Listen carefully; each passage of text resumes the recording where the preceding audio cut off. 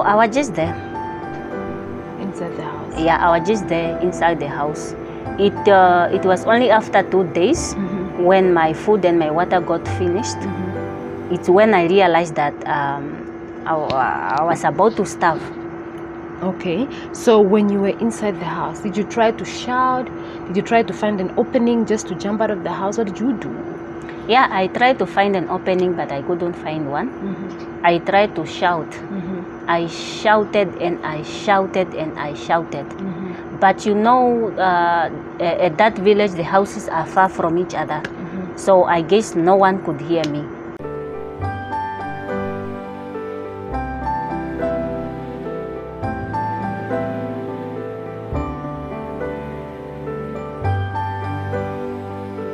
I'm Dalenga, and this is a place where we are inspired to embrace a meaningful life, no matter the past, no matter the hardship, no matter the accusations, no matter the abuse, whatever it is that we might have gone through in the past, just to understand that that's not the end of us and we can still live the life that really matters to us. Well, today we are back with Morris, and we're back on knowing Morris' journey. It's a story of hope, it's a story of victory, it's a story of one that has conquered and has managed to get through all the odds just to be where she is today. If this is anything that interests you, stay tuned and get to know Morris' journey. My name is Morris Pombili Patema. I'm 29 years old. I am a first-year student at International University of Management, and I am studying finance management. And I'm from a small village called Onga in the northern part of Namibia. I love reading, and this is my story. Welcome to There Is Still Hope, Morris. Thank you for having me.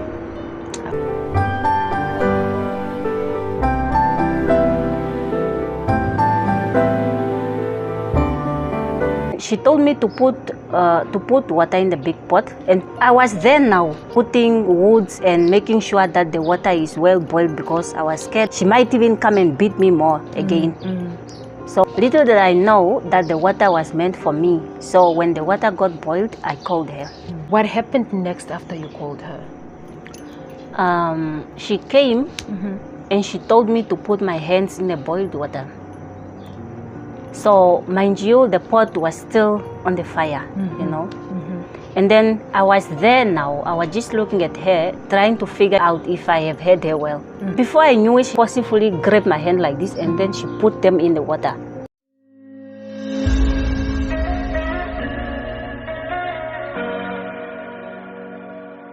After the boiling of water, the sleeping in the field, and all this that happened to you, did the abuse continue or did it stop? Yes, the abuse continued. But there is this specific day that my aunt told me to cook food. I mean to cook porridge and spinach. While I was busy in the kitchen, I was busy now cooking that porridge. She just came and told me that they will be traveling to Windhoek like tomorrow morning, her and her kids. And then she told me that I'll be taking care of the house. And then I didn't mind because I thought of like, okay, at least I will have a little bit of rest. At least my body will rest. Yeah. So I did not mind. And then she concluded that she will lock everything in the room, like include like the containers of water, the pots, food, you know, those things that we use in the kitchen. So, and then she told me that the porridge that I'm cooking, that will be my food until she comes back. So, sorry, the food that you were busy cooking, the spinach and the porridge that she asked you to cook, that was gonna be your food for the while that they're going to be gone. Yes. And I did not ask her how long she's going to stay because I never knew if Windhoek is far, you know. I thought like maybe Windhoek is just another town, maybe near Ondangwa, Shakati there, or maybe they are just going to stay there maybe for 1 day or 2 days. And she didn't tell me how long they are going to stay there. Did they leave that very day? No, they left the next morning. And the your next porridge day was morning. already cooked the previous day. She and just it's made gonna- sure that maybe porridge is big enough for me, or maybe Okay. it's enough for me for whatever certain time that they are going to stay there. And then she put away the rest of the food, the uncooked food. Yes. They eventually left, and most the house at the north, they're just free for you to walk around, and the entrance to the house was so it was locked, and it was so strong that I couldn't move out. So I was just there. Inside the house. Yeah, I was just there inside the house. It was only after 2 days when my food and my water got finished. It's when I realized that I was about to starve. Okay, so when you were inside the house, did you try to shout? Did you try to find an opening just to jump out of the house? What did you do? Yeah, I tried to find an opening, but I couldn't find one. I tried to shout. I shouted and I shouted and I shouted. But at that village, the houses are far from each other. So I guess no one could hear me. All I can hear is just the sounds of the birds and the leaves that are blown by the wind. So no one could come to your rescue? No one could come to my rescue. So what happened next? I began to sing one song that my grandmother taught me, just to comfort myself. I'll sing it every time. And that's when I start missing my grandmother so much. Like I miss her so much, just to see her face.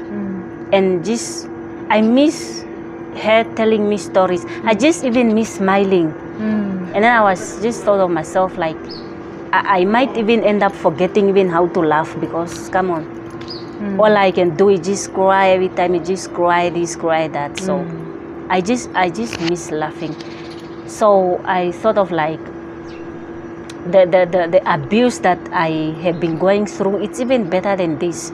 So I'll let her just go back and face the other abuse. There, at least I will have my grandmother on my side. That's what I felt. God works in many ways.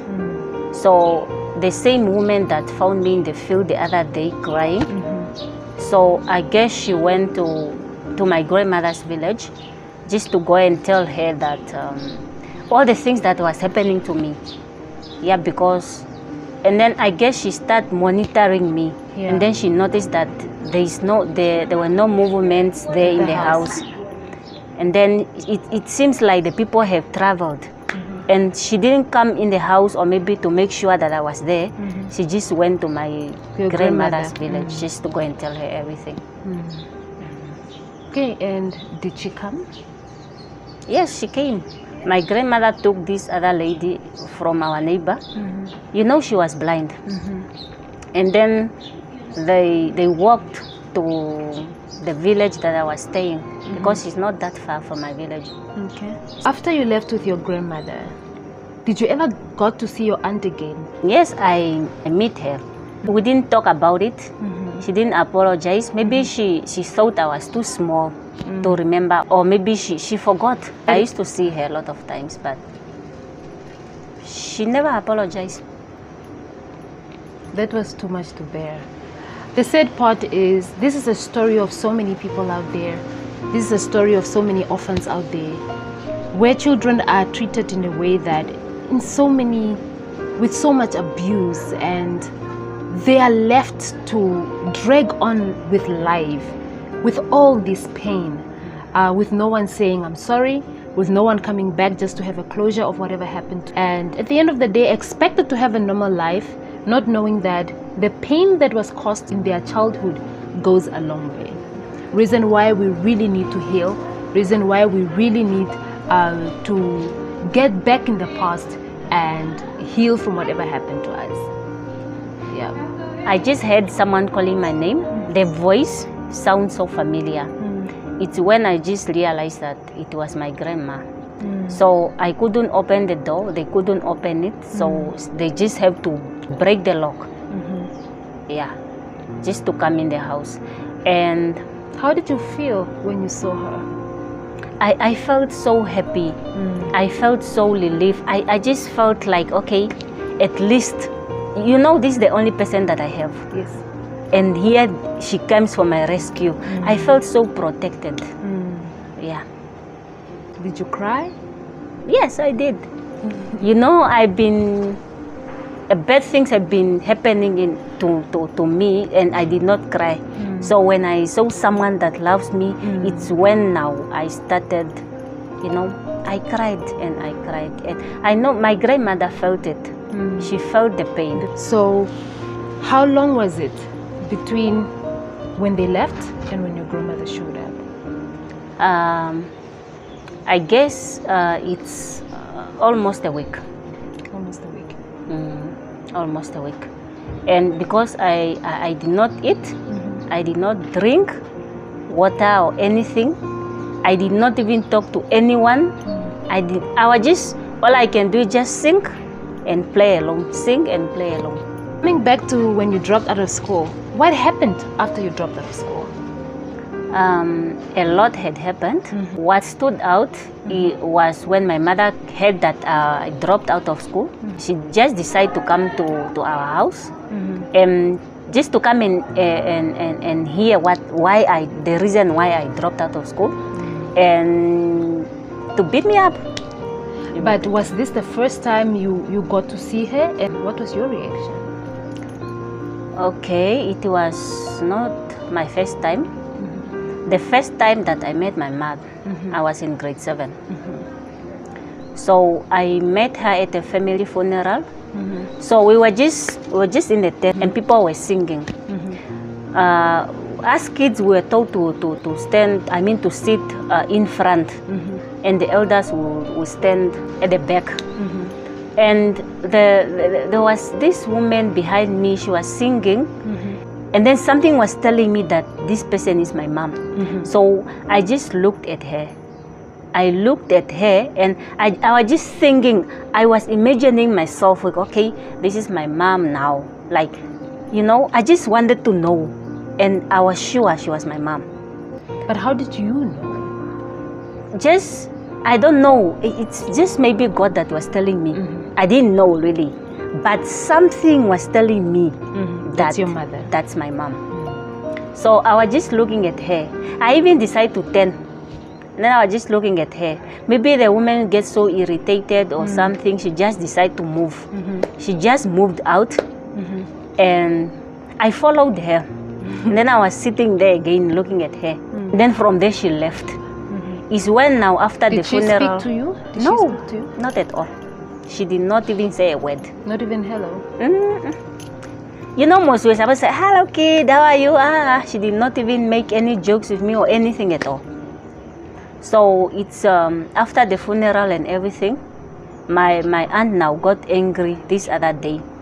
It's when now she shouted at me like, those are the things your mom came at your grandmother's funeral, but she did not even dare to say hi to you. It's when I was like, okay, that same person was my mother. When you came back from the funeral, you didn't ask your grandmother about it? You didn't talk to anyone about it? Not at all, because I was not yet sure. Okay. Though there was something within my heart that was telling me that's my mom, I was not sure of it. Okay. And if I happened to ask my grandmother about it, she might even want to know where she is, what were those things. Okay. So I didn't just want to bother her. Okay, after she indicated that she came to beat you up because she left out of school, what happened? And then what happened was she told me that she came to get me to go to her village. When I arrived there, I was introduced to my stepfather, and that's the man that did the worst. Well, they still hope is all about giving hope to the nation. It's all about giving hope to the next person. If you are sitting with a story of hope, a story of victory, if you are that overcomer that has overcome something that could have destroyed you, but yet here we are talking about a victor, talking about an overcomer, talking about one who has beat the odds to be where they are today. Look, reach out to me. Let's talk about it right here on There Is Still Hope. Well, this should bring us to the end of part 2. Well, to my subscribers, thank you for joining me today, and thank you for tuning in to To anyone who's new, this is There's Still Hope with Ndalinga, a place where we are inspired to understand that whatever happened to us in the past, that's not the end of us. Life awaits, and yes, we will win. Thank you so much for joining us today. If you have not subscribed yet, please subscribe and become part of the family. This should be all from us today. From me, Rachel. And me, Maurice. Till next time, it's a bye-bye from us.